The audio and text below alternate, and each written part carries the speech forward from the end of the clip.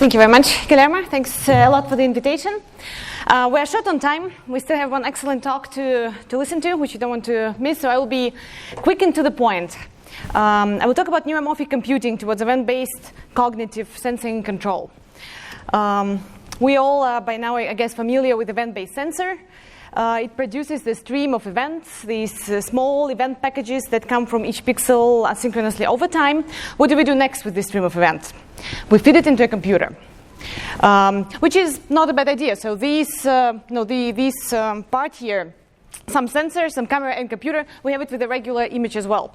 What we should be aware of, and I guess in this conference you might be aware, that the computing architecture of the off-the-shelf computer doesn't really fit the task of computer vision, the task of processing sensor information that comes in a hugely, massively parallel stream. It might be good to keep in mind the whole history of computing, right, coming back all the way to the Turing machine, right? You have the tape, you have some processing head that manipulates symbols on the tape. You have memory that corresponds to the tape. You have a processing unit. Every time you manipulate the symbols and you push them around between the memory and the processing unit. Massively sequential, one thing at a time processing. You can do a lot of such operations per second, so you can be fast with that, and you can process images, right? I guess in this conference you know it very well. But at which cost? At what efficiency? If we switch to event-based sensor, instead of images, we have small event packages. They come asynchronously, sequentially over time, also very fast. It does fit better.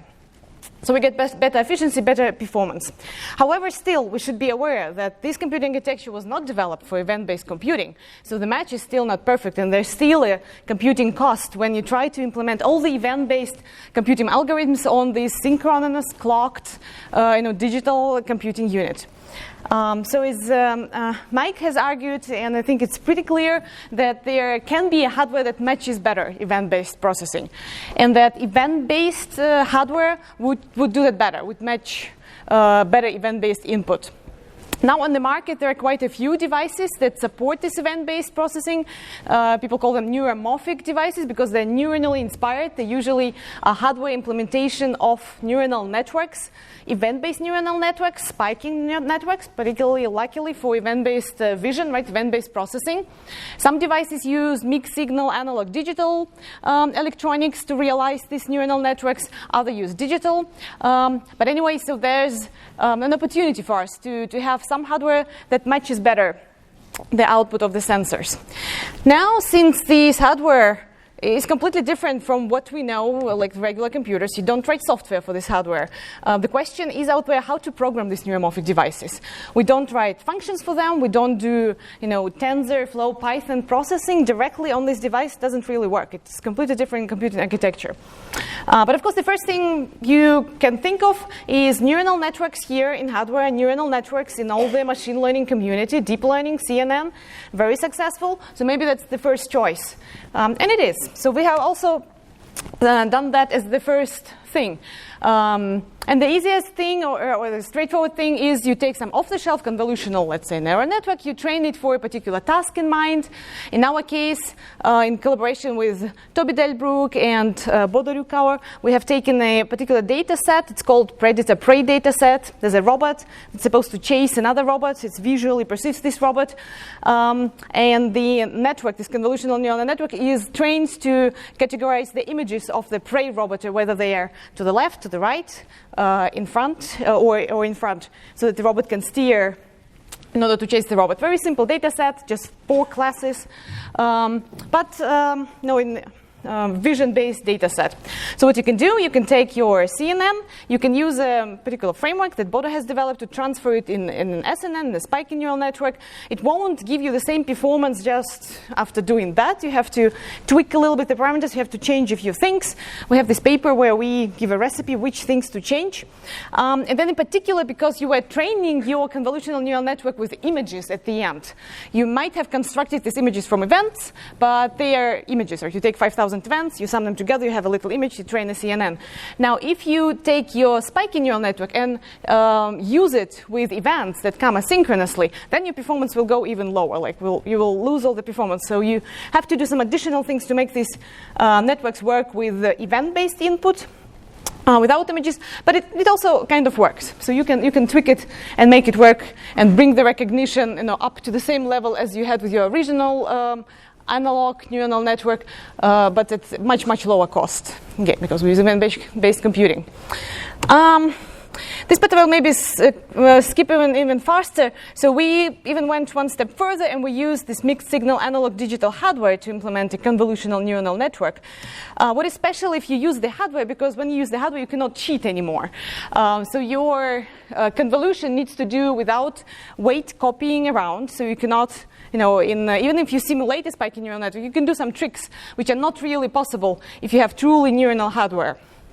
So you have to have your convolution represented there explicitly with weights and without really copying. You might think one step further and think of kind of autonomous arbitration between learning and training. If you do this kind of unfolding of convolution, your whole training can be done with simple Hebbian learning rules, with associative learning rules, no backpropagation anymore. So you can do this online learning and arbitrate your inference and learning phase. Again, there's a paper to read. I just give all this as an example to show that deep neural networks, convolutional neural networks, yes, that's a way to program neuromorphic hardware. Yes, that's something you might use if you want to do pattern recognition. However, we are all aware, I guess, about limitations of the current flavor of deep and convolutional neural networks. I'll list just a few of them. From the top of my hand there, as people say, not transparent. You have this black box of weights. They have trained the mapping from image to label. But if you now have some additional question about your scene, maybe you want, in a particular scene, you have recognized as a car, but then later you want to ask, where was this car? Then you have to rethink the whole pipeline. You have retrained the whole network. It's not that you can point, I have recognized the car, and here's its location, and here are some parameters of this object, which might be useful if I am a roboticist, and I want to recognize an object and later grasp it. For grasping an object, I need to estimate, its weight, its size, its position. It's all lost, it's all black box. It's all not distributed over all the million weights. So in that way, it's not transparent.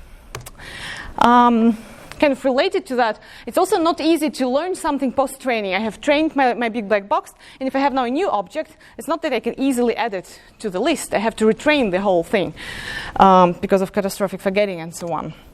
Then the whole learning process, calling it learning is a little bit exaggeration. It's of course nice word, right? We humans learn object and so on, but it's not really natural learning. You need to collect your data, and then you need to prepare it carefully. It's not that your data can just come in any sequence. You have to shuffle it carefully, again, to avoid catastrophic forgetting. You don't present your cars first, and then your cats, and then your dogs, right? You shuffle it. You make sure that the distribution of your training data corresponds to the distribution of your test data. You massage your data to make the network solve the task. Works, but it's somehow different than what we know under learning in biological systems, for instance. And then what about all the other tasks? Pattern recognition is not the only useful task out there.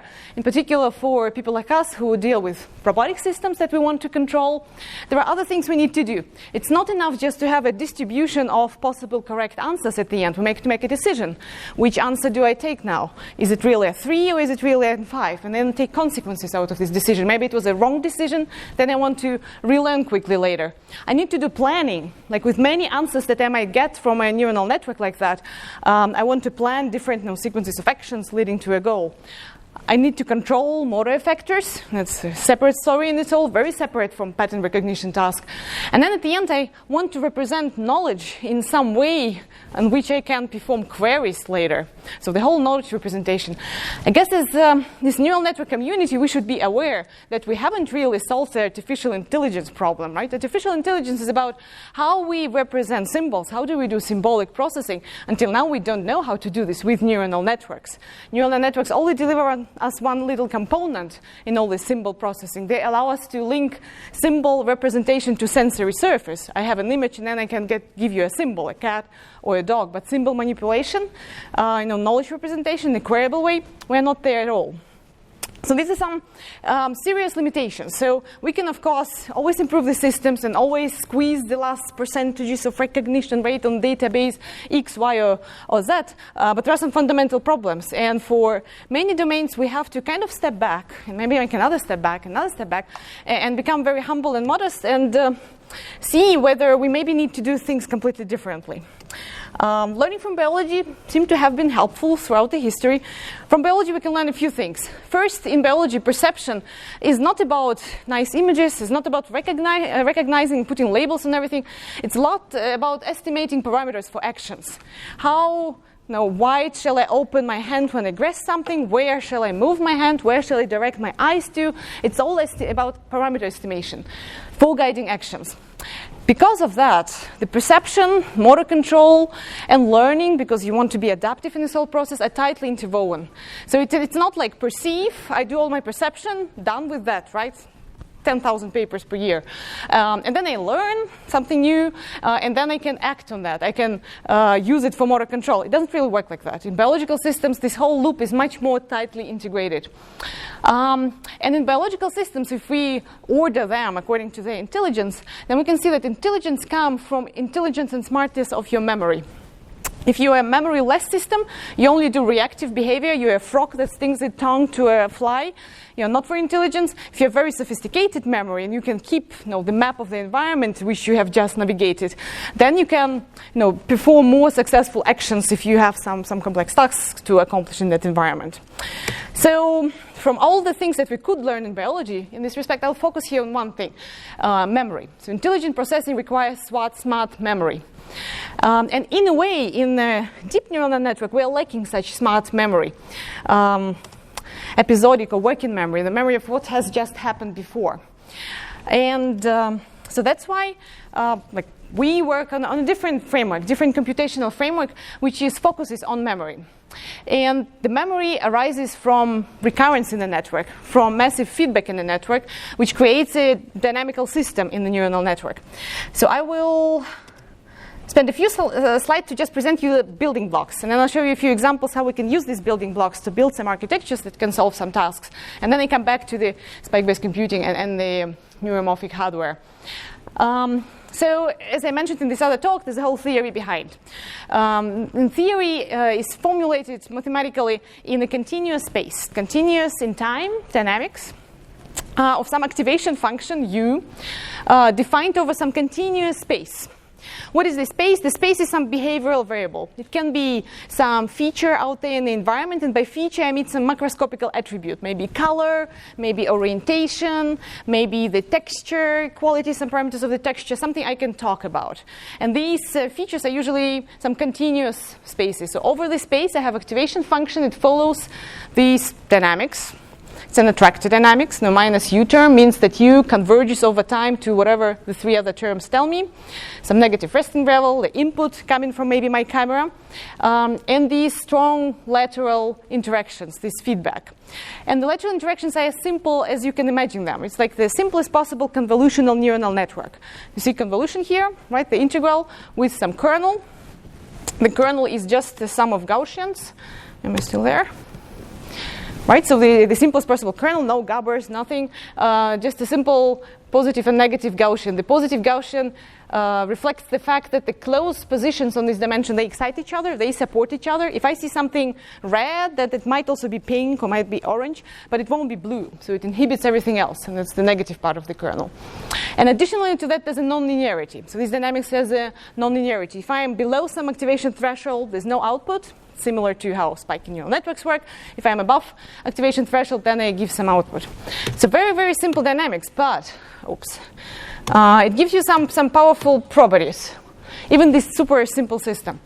So imagine now the blue line is, the green line is some input, and there's also some noise to the system. The blue line is my U activation function. So there are two blobs, two objects in front of my system. That provide input to my activation function.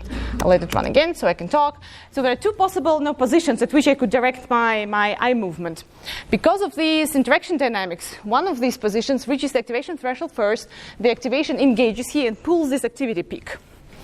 And the other position is inhibited, right? So although there's an input there, it's inhibited. And that state stays like that. What does it mean dynamically? My system was presented with two alternative inputs. It needs to make a decision between one of them. And because of this very simple dynamics, it decided for one of the inputs and inhibited the other one, which is an important property of a system if I want to control some effector. And my inputs are equally good. I could go to the right, I could go to the left. I don't want to switch between them. I really have to stabilize my decision. And the simple dynamics allows you that. It allows you to stabilize the decision. The second thing, it created this localized activation peak, meaning from some continuum of inputs, all the different colors out there, I create a blob. I segment my target at which I can now direct my actions. And finally, at the very end, I have removed my input here completely, but the blue line is still above threshold, and it will stay above threshold. So through recurrent interaction in the network, I have created like a working memory of my input. I present the input, I take it away, the input still vibrates in this network, and I can access it later. So this is like a little building block, very, very simple building block with very nice stability properties that allow me to use it and build architectures out of these building blocks. So the simplest architecture, I could have two of these, one-dimensional, we call them neural fields. I could have another one that is two-dimensional and that receives two input along different dimensions and represents associations. For instance, between input and motor response, or maybe between two features that I want to bring together.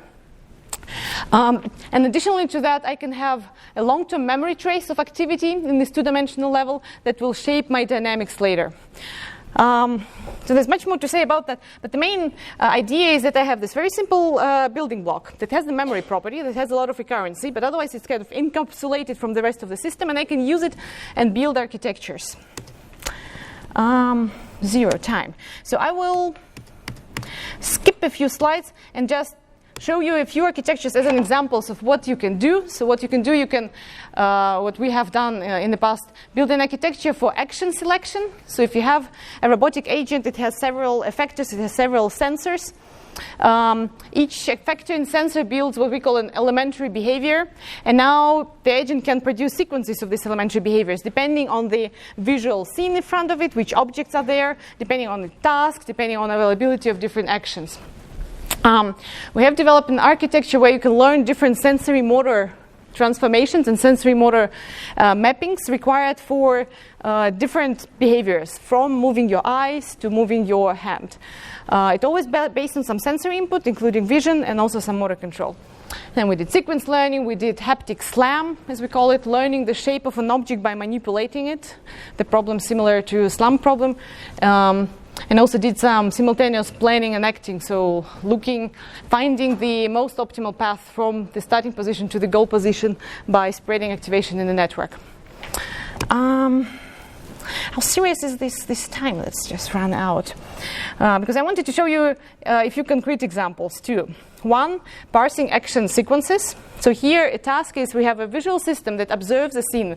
There are a couple of objects in the scene, and there's a manipulator hand that manipulates these objects. Very simple example, toy example, again like university produced research. We want to parse a few actions: reaching towards an object, grasping an object, moving an object, releasing an object. We can build a neural architecture that would solve this task, and we need different modules, different components of this architecture. You cannot pack it all in one big deep neural network. We need to detect different objects and detect the hand. We need to detect and classify different motions, movements, align them with different objects at which they are directed, and then we need to store a sequence of these different actions. There's a lot of little circuitry needed to enable autonomous processing like that, so that we build some hypothesis if we observe certain action unfolding, and then this hypothesis can be confirmed or disconfirmed, and depending on that we learn particular action or not. So again, the video is just showing it works. We can have the visual input of the person touching objects, moving them, and in the neuronal network, where here we have just a few glances on parts of this neuronal architecture, we activate different perceived actions. We store the features of objects at which these actions are directed, their colors and positions, and we store a sequence of actions. I'll show you one more example. And that's about spatial language. So again, a visual task. You observe a scene. A robot observes a scene with a bunch of objects. But then the robot needs to answer questions about the scene that include spatial terms. Where is the red object relative to the green one? Or which object is to the right of the red one? So it needs to be able to use the spatial language to first maybe characterize this scene, but also to use commands to execute different motions. So again, you can develop an architecture in which you will have some visual part. Here we have color and space associations, but you could choose your favorite attribute that characterizes objects. Then we also need in this architecture some spatial representation. The position of the target object, where is the red object relative to the blue one. The blue one is the reference object. Then to have some object-centered representation that represents the red object relative to the blue one. So blue one would be in the middle, red one will be somewhere here. On this representation, I can apply spatial language terms, what it is to be to the left, to the right, or above. I can have a whole vocabulary of language terms that I can learn. And again, the video just gives you the flavor of these type of neuronal networks. It's a neuronal network. There's not a single normal computer routine. But this neural network is highly structured. So we have some representation of the visual input split according to the color. We have representation of the target and reference object. We have representation of spatial terms. They are all coupled in this huge dynamical system of this neural network. And depending on where I present inputs into the system, I can get different answers. So I can ask, where is the green object relative to the red one? And I'll get the answer here, the spatial term node to the left. Or I can ask, what is above the blue object, and then I provide input here, provide input to the blue, and I get answer again at the color dimension, the red one. Two things.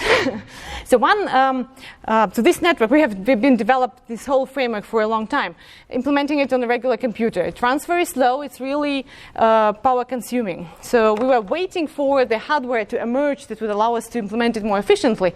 And then there are two kind of directions here. So on the one hand side, we tried to use SCAMP as pre-processing for the action parsing architecture that I have shown. And we have implemented a few steps required for that, like detecting the saliency required for recognizing object and detecting movement. Then we run out of registers in SCAMP, right? Again, the technology of 1998, I'm really waiting for Peter to come up there into the corner where we can implement these large architectures and make them run in real time. We also work very hard on putting these architectures on spiking hardware, and work on different simple reactive navigation systems, reference frame transformation, SLAM, neuronal SLAM in this hardware, or adaptive motor control. So the take-home messages from this. Event-based vision requires event-based processing, and nowadays we have a luxury of event-based hardware coming on the market that one could use for accelerating event-based vision. There are many ways to do event-based processing. It doesn't have to be based on single event from a single pixel or based on a single spike from a single neuron. You can also have macro events that show you that there's a whole object detected here, or the motor intention has been formed. Neuronal inspiration seems to be useful, and we are developing this neuronally inspired computing framework that allows us to build neuronal architectures to perceive, act, and learn in the same system. And the biggest challenge that we perceive currently, or the bottleneck, is this interface between the sensor and processor. So we can plug the sensor to the processor, but there still remain remain the bottleneck. It's difficult, it's slow, it's might not fit perfectly. So this is the kind of the field where we think there's a lot of development is needed, either in the direction of SCAMP, where you just integrate the processor with the sensor very, very tightly, but then you might still want to have a general purpose processor to which you want to link different sensors. So it's not quite clear, the path here, but luckily in the next talk, I think Julien will touch a little bit upon the possibility of the principal solution to this last problem. Okay.